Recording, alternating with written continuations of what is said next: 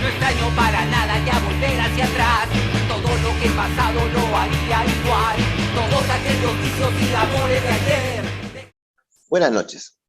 A inicios de los años 60, la activista Jane Jacobs publica sobre la muerte y vida de las grandes ciudades. Un libro muy bueno y recomendable. En este libro se critica la renovación urbana de las grandes ciudades de los Estados Unidos de los años 50, las megaobras principalmente habitacionales, mediante el cual se destruye el espacio público. Ella, Jacobs, identifica causas de violencia en el deterioro y expansión incluso de las ciudades. Entonces, la renovación urbana en la década de los años 50. Esta renovación de las grandes ciudades que destruye comunidades y crea espacios urbanos aislados y antinaturales. A eso se suma el individualismo que contribuye a una dinámica social desinteresada por la comunidad y por el otro. Una nueva configuración física de la ciudad que afecta entonces la libertad, la intimidad y la seguridad. La nueva ciudad, señala Jacobs, limita el contacto humano y el comunitario. Aparecerá muchos años después un modelo de Crime Prevention conocido como CPTED. Este modelo incluye la vigilancia natural, el reforzamiento territorial, el control natural de accesos, el mantenimiento de ello y la participación comunitaria. Por ahí, Klein, en el inicio del siglo, 2005, encontrará que las soluciones habitacionales reducen arresto de jóvenes en conductas violentas, pero por otro lado, aumenta las conductas infractoras, digamos, y los delitos patrimoniales. En el 2017, el BIT señalará en un compendio de sistematización de experiencias que la sola recuperación física y el fortalecimiento de los espacios públicos no son suficientes para prevenir ni para reducir las violencias. En el caso peruano, cuando miramos el espacio público, cuando discutimos respecto de él, se piensa mucho en el fortalecimiento de las canchitas, del parque, pero también se habla mucho de la videovigilancia, los presupuestos municipales destinados a videovigilancia, fondos especiales de seguridad ciudadana destinados a la observación, respecto del cual no tiene evaluaciones de efectividad ni eficiencia. Al contrario, desde la academia hay mucha crítica respecto de su utilidad en el ámbito preventivo principalmente. No reduce la violencia ni la criminalidad, y donde hay reducciones específicas, no se asocia a la presencia de videovigilancia. Tampoco genera disuasión en el comportamiento de la criminalidad. Buenas noches, mi nombre es Enrique Castro Vargas y esto es Conversaciones en Seguridad Ciudadana. Esta noche nos acompaña Claudio Zapata, él es economista, con estudio de posgrado en Política Social y Estudios Urbanos.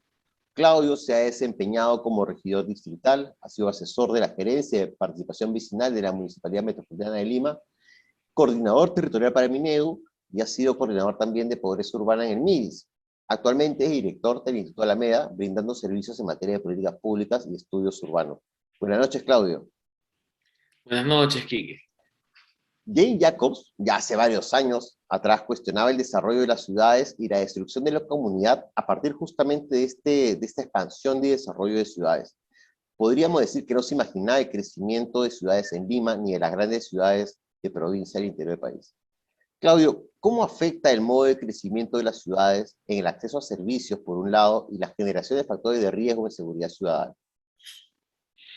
Fíjate, creo que el libro Cumbre tuvo tres elementos claves que han revolucionado la manera de pensar la ciudad. El primero tiene que ver con una ciudad, es diferente cuando hay interacción en los negocios locales o en las fachadas de las viviendas, ¿no? Es decir, los lugares en donde no hay interacción, hay paredes, no hay ventanas, digamos que se limita esta interacción. Y ella notaba con ejemplos concretos que un lugar con muchos negocios locales era más tranquilo que un lugar en donde no existían estos. Un segundo elemento, ya con nombre, ella le comenzó a llamar los ojos en la calle, que tenían que ver cómo es que el vecino, a través de su presencia por las ventanas, podía jugar un rol muy importante en la existencia o no del delito. Una ciudad oscura, lúgubre, encerrada, de la misma manera, puede configurar una calle donde se interactúa o una calle en donde los vecinos quieren ver o, por el contrario, no quieren ver. Hace unos años, cuando me tocó analizar las características de Tumbes y tuve que entrevistar a algunos ciudadanos en materia, algunos funcionarios en materia de seguridad ciudadana, varios de ellos recomendaban que no hubiesen ventanas en las fachadas, porque esto hacía que las viviendas fueran, digamos, objeto, ¿no? Flanco de algún peligro, ¿no?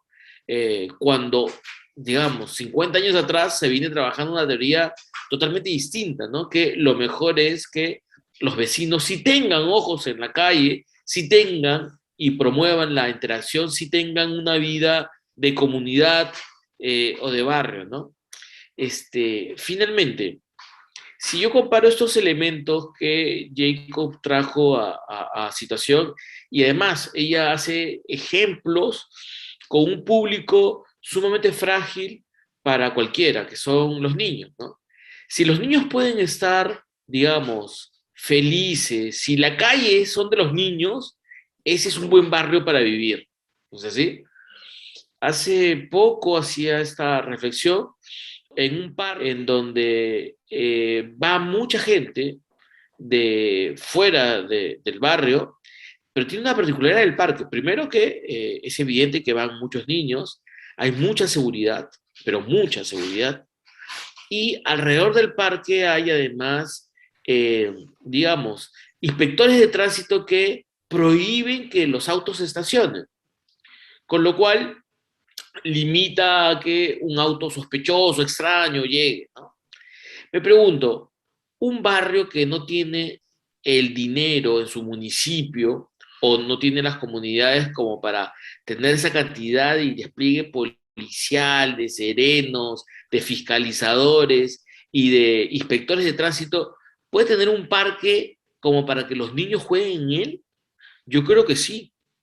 Pueden tenerlo siempre y cuando se cumplan algunos otros criterios que no necesariamente tienen que ver con si le pagan más al municipio, tiene que ver con la vida comunitaria. Si es un barrio en donde hay una vida comunitaria, en donde los vecinos se preocupan por el vecindario, en donde hay pequeños negocios, ese va a ser un barrio seguro para los niños y no necesariamente tendrías que tercerizar toda esta fuerza policial y de seguridad para sentirte tranquilo, niño, ¿no? Niños. No es necesario tener un despliegue policial para tener un lugar seguro. No es Sin duda. necesario tener mayores prohibiciones y restricciones para tener un lugar seguro. No pises el césped, entonces ¿cómo ocupo el espacio público? No entres a este espacio, entonces ¿cómo hago vigilancia natural?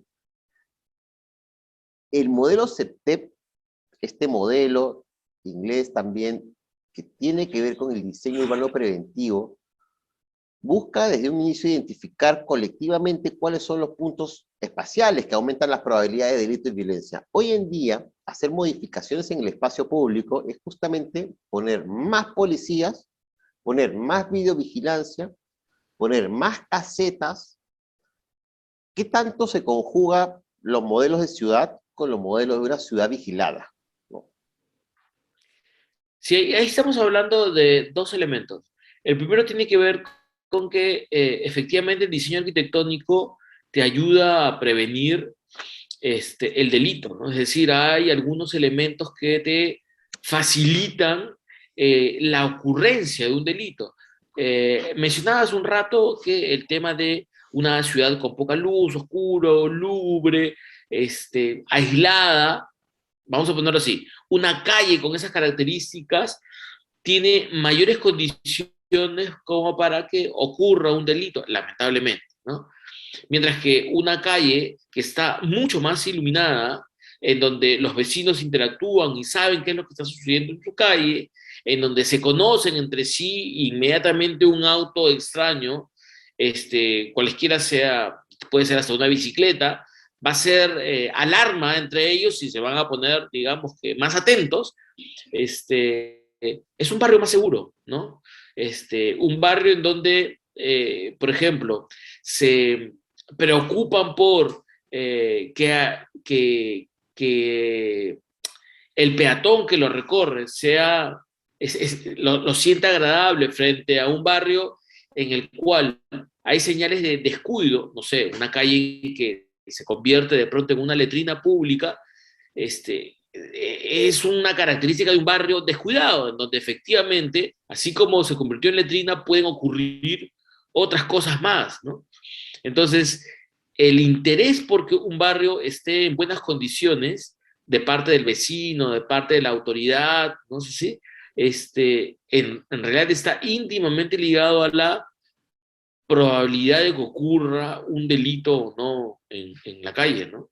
Pero te quisiera, Entonces, pero te sí, quisiera llevar a estas respuestas casi inmediatas de la más media, del ciudadano de a pie, del medio de comunicación, incluso del discurso y relato de la autoridad pública, de apelar a lo mismo. Y no es un encono contra la videovigilancia, pero es siempre, se apela en la modificación espacial, videovigilancia, en la modificación espacial, más seguridad situacional. Eh, ¿Cómo hacemos para revertir justamente eso? ¿Hay un juego mediático que nos convida a pensar algo así? sin duda alguna, o sea, veníamos reflexionando con otros colegas sobre esta sensación de que los medios de comunicación nos están invadiendo de un clima de desprotección, de violencia y de mal manejo, además, de la seguridad ciudadana, ¿no? Y eso se debe a un conjunto de factores. Esto está ligado al momento político.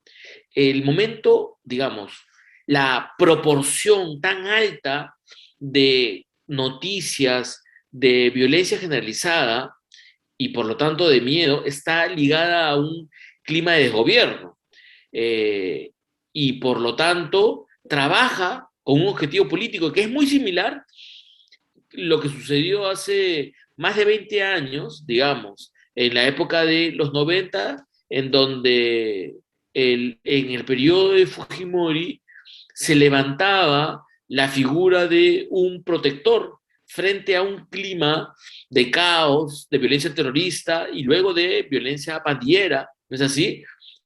Aparecía el orden representado por Fujimori. Entonces, ahorita todavía no eh, un rol que tienen los medios de comunicación en dejarnos claro de que estamos ante un clima y una sensación de desprotección única, de violencia generalizada y de mal manejo del tratamiento de esta violencia, que es una situación que tiene que ver con el momento político muy similar a los momentos previos en donde Fujimori se destapa, ¿no?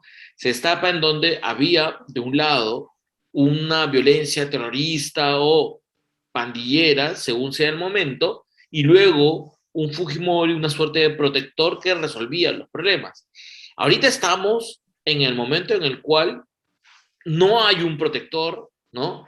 Y se está esperando este protector, sea porque Castillo se mueve hacia el centro y termina siendo este protector para los medios de comunicación y los negocios a los cuales están vinculados, o sea porque de pronto esta inestabilidad concluye en un nuevo presidente, cualesquiera que sea, y este se convierte en el protector, ¿no? Entonces, ese elemento que tiene que ver con el papel de los medios de comunicación es parte de lo que se denomina la cultura del miedo, ¿no? Esta cultura del miedo en el cual tienes la zozobra y la difusión de esa zozobra, pero también tiene otros elementos, desde el reforzamiento de la idea de sálvese quien pueda, la defensa de la propiedad privada, que no es otra cosa que la defensa del capitalismo o los elementos centrales del capitalismo. Y, ¿por qué no? También podríamos estar hablando de el surgimiento desde hace algunos años de una suerte de economía del miedo o economía de la violencia o de la seguridad, en donde han proliferado inicialmente cosas tan sencillas como los seguros adicionales para las puertas, los filos de metal para las puertas, las rejas, las púas, el enrejado generalizado, pero conforme ha pasado el tiempo la cosa se ha vuelto más compleja, ¿no? Servicios de seguridad privados, videocámaras o servicios de cámaras y alarmas para los domicilios. Después de un buen rato de brindarte miedo, te aparecen vendiéndote parte de estos servicios en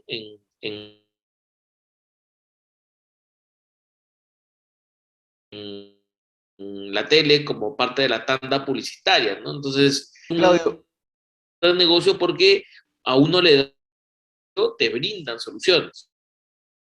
yo te quería mencionar dos cosas.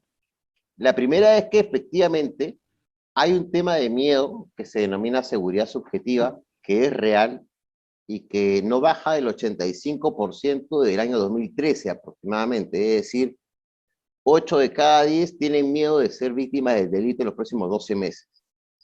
Y eso tiene estrategias diferentes para atenderlo. Y hay algunas evidencias de que ha venido funcionando en algunos lugares donde se ha leído. Pero lo otro es más importante, que tiene que ver con el estado de naturaleza, que en ciencia política hablaríamos un poco respecto de la búsqueda del Leviatán, o la presencia del Leviatán, en un discurso de Hobbes, y la salida acuerdista, conversada, racional un poco más, que es la salida de Locke, ¿no? ¿Tú sientes que los medios de comunicación están caracterizando, ahondando más o dando la imagen de que estamos viviendo un estado de naturaleza y de gobierno que requiere un Leviatán, más que una salida conversada o racional? Sin duda alguna, o sea, es lo que ha caracterizado al país, ¿no? La necesidad de, frente al caos, un protector, ¿no? Frente al problema, un dictador, frente a la zozobra, alguien que protegerá a su reino, en ese caso a esta república de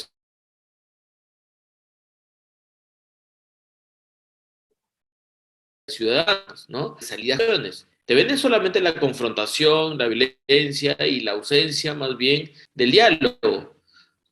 Porque lo otro no tiene no solamente un correlato político tan fuerte como el primero, sino porque además no hay un conjunto de negocios alrededor de ¿no? Digámoslo así, el diálogo, la ciudadanía, la cooperación y la solidaridad no vende. Y lo que están haciendo es vendernos algo, ¿no? De manera permanente. Hay una cosa adicional. Nuestro país es víctima de muchos mercados desregulados, la tala ilegal. Tenemos un país con muchos mercados no regulados que se manifiestan finalmente en las ciudades. ¿Cómo atender esos problemas que tienen que ver con una mirada de ciudad, una mirada de lo que ocurre en la ciudad, pero no una mirada tan local, tan minimalista, sino una mirada macro ciudad?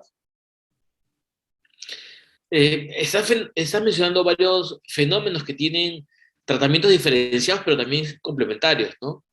Resulta que buena parte de estos negocios desregulados tienen como origen lugares en donde el Estado no ha llegado y por lo tanto la presencia de otros grupos de poder es la que, digamos, termina decidiendo y configurando lo que hoy por hoy denominamos Estado, pero a nivel local, ¿no? Y es así que hoy día varios de estos negocios ilícitos tienen como intermediarios, es decir, ellos están colocando a representantes políticos para administrar la justicia, la presencia del Estado en esos lugares, ¿no? los de la tal ilegal, los mineros ilegales, etcétera, etcétera, están invirtiendo en sus representantes políticos, ¿no? Que terminan siendo los representantes de toda la comunidad, de toda la ciudad, de toda la región. Y eso es un serio problema porque nos está llevando cada vez más a un narcoestado, pero en realidad es algo así como negocio ilícito Estado, ¿no? Que ya no solamente se trata del narcotráfico, ¿no? Sino de la complementariedad de varios de esos negocios que están dirigiendo, sobre todo a nivel subnacional, pero ya no solo a nivel subnacional, ciertos núcleos de poder, ¿no? Y de otro lado, efectivamente, en las ciudades el tratamiento es diferente y no estamos preparándonos para ello. Tenemos la necesidad de abordar un trabajo de desconcentración demográfica, geográfica y preparar a las próximas ciudades principales y secundarias para los distintos problemas que traen consigo el crecimiento. Hoy por hoy tenemos una ciudad, una mega ciudad, una de las más grandes del continente. Estamos hablando de 10 millones de personas. O sea, ninguna Bastante más, ciudad ¿no? europea en promedio pasa de los 2 millones, 2 millones y medio. México, Piura, Ciudad de México ya tiene 30 millones. Ciudad de sí, México sí, tiene o la sea, población que tiene Perú. en América Latina, o sea, el fenómeno se ha desbordado y nosotros estamos dentro de las 10 principales ciudades, pero digamos, en México, en Colombia, en Ecuador, en Bolivia, tú tienes a ciudades que, digamos, pueden hacer una balanza con respecto a las ciudades principales que existen dentro de los países. O sea, en Ecuador tú tienes a Guayaquil y Guayaquil. Quito, aunque claro, la inversión en el metro de Quito va a hacer de que ya no sea Guayaquil la principal ciudad, y lo mismo sucede en otras ciudades. El fenómeno de centralización y centralismo que tenemos en el país es, digamos, característico, ¿no? Y adicionalmente a eso, las siguientes ciudades no se han preparado en absoluto. La ciudad que sigue en términos de números es Arequipa, ¿no es así?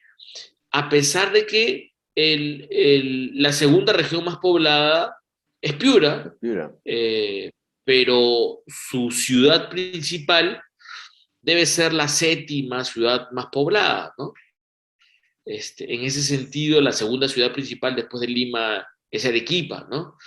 Pero lo que te estoy diciendo con eso es de que en buena parte del norte no se están preparando para enfrentar las dinámicas de una gran ciudad, ¿no? Y los problemas que está sufriendo Lima respecto al pésimo tratamiento de la tierra, del suelo, de la especulación de esto y la ausencia de desarrollo de mecanismos para regularlo, como el tema del plusvalor, por ejemplo, que permitiría dotar de servicios públicos de calidad a la ciudad, no se está pensando en otros lugares, Claudio, ¿no? creo Acá que has dado vamos en a... el clavo, has dado un clavo importante. Yo creo que muchos de los mercados ilegales que mencioné tienen que ver con el narcotráfico, pero hay uno donde el narcotráfico y los mercados ilegales han visto que es la unidad de trabajo, es el metro cuadrado. Hay una apropiación de la tierra muy mafiosa en la actualidad.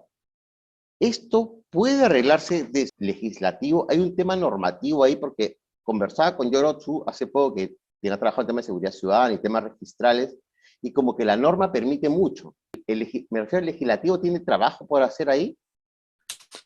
Mucho. O sea, una de las principales cosas que tiene que enfrentar es de que la diferencia del precio de adquisición y el precio de venta de un terreno refleja un plusvalor. Es decir, aquí no estamos ideologizando, no estamos refiriéndonos exclusivamente a la plusvalía diseñada por Carlos Marx, o sea, estamos hablando de que hay un valor extra producto de la especulación del suelo, cualesquiera sea su rubro, sea una zona rural, sea una zona urbana o el destino de esto. Entonces, necesitamos un Estado que intervenga sobre este plusvalor para que lo haga suyo y lo haga suyo en favor del ciudadano. Hay que recordar de que en ese sentido es una gran ausencia de que la reforma tributaria que se está discutiendo no haya contemplado en lo absoluto una reforma del tributo sobre la tierra. A lo más están discutiendo sobre, no sé, si se debe de pagar por el alquiler y cuál es el monto del alquiler a partir del cual si se paga impuesto a la renta o no se paga. Pero el negocio inmobiliario es un negocio cada vez más atractivo porque seguimos como país, pero somos un país que no está creciendo verticalmente, sus ciudades me refiero, sino que estamos creciendo horizontalmente con grandes dificultades sobre ello, ¿no? A diferencia de otros países de América Latina, no tenemos grandes programas de vivienda social. Los programas conocidos de vivienda social han sido dirigidos a la clase media y no a los sectores urbanos populares, como es Mi Vivienda, Hecho propio. o Techo Propio ha sido dirigido para crecimiento, nuevamente, horizontal, no vertical. Claro, y el Entonces, banco de materiales, ¿no? y los promueves a secas también traen otros problemas porque pueden originarse guetos en donde mandas a los pobres a vivir a ciertos lugares y los desconectas de la misticidad que es necesario. Es decir, los problemas de vivienda no se solucionan solamente, bueno, de aquí en adelante vamos a crear vivienda social popular y la vamos a crear allá. Lo que Ya. necesitamos es de que en distintos lugares se recreen programas de vivienda social y esto ya ha resultado, por lo menos en Colombia, por lo menos ha dado un buen resultado, ¿no? La misticidad para la Eso. vivienda social. Y que no sea como en Santiago de Chile, como en Estación Central, que se denominan, como tú decías, guetos, pero se denominan guetos verticales, porque son Tal cual. torres, ¿no? Habitacionales, pero están todas hacinadas. Claudio, para no quitarte más tiempo, han pasado 100 días de gobierno agitado, convulsionado por la constante ruido político que tiene nuestro país, pero ¿hacia dónde podríamos apostar desde la ciudad? Se vienen elecciones subnacionales, regionales, entonces hay un tiempo para hacer transferencias, hay un tiempo para mirar la ciudad nuevamente. ¿Hacia dónde deberíamos apostar? Sí, yo creo que necesitamos los ciudadanos revalorizar más la figura de los planes de los candidatos y de los partidos para las ciudades, ¿no? Realmente son documentos con muy poca difusión, muy poco valor para el candidato y para los ciudadanos, ¿no? Y estamos hablando de que esos deberían de convertirse también en instrumentos de gestión. Es decir, los instrumentos de gestión, así como existe el plan operativo institucional, el plan estratégico institucional, el plan de desarrollo, o sea, el documento orientador de campaña es un elemento clave, ¿no? Para saber si es que cumple lo prometido, si es que tiene un buen diagnóstico, por ejemplo, y si es que tiene soluciones atractivas hacia ese diagnóstico, ¿no? Entonces, los problemas de las ciudades, cualesquiera sea el tipo, tienen que estar identificados y tienen que también proponerse soluciones a ellos, ¿no? Entonces, ese es un elemento. El otro es de que los ciudadanos tienen que valorar más eh, la trayectoria de los ciudadanos, es decir, un mal funcionario, una persona que ha sido un mal gestor, un mal alcalde, o un mal alcalde que luego postula para el gobernador, etcétera, no necesariamente va a cambiar automáticamente, ¿no? Entonces, y finalmente está también el equipo, es decir, qué cosa es lo que quieres hacer, el documento de campaña, el diagnóstico, el plan, quién lo va a liderar y cuál es el equipo con el que lo vas a hacer, son elementos fundamentales para saber si alguien te está mintiendo, si alguien lo va a lograr, si alguien tiene el equipo para hacerlo, si alguien está, no sé, diciéndote cosas inviables porque no hay el presupuesto. Porque ese es otro elemento.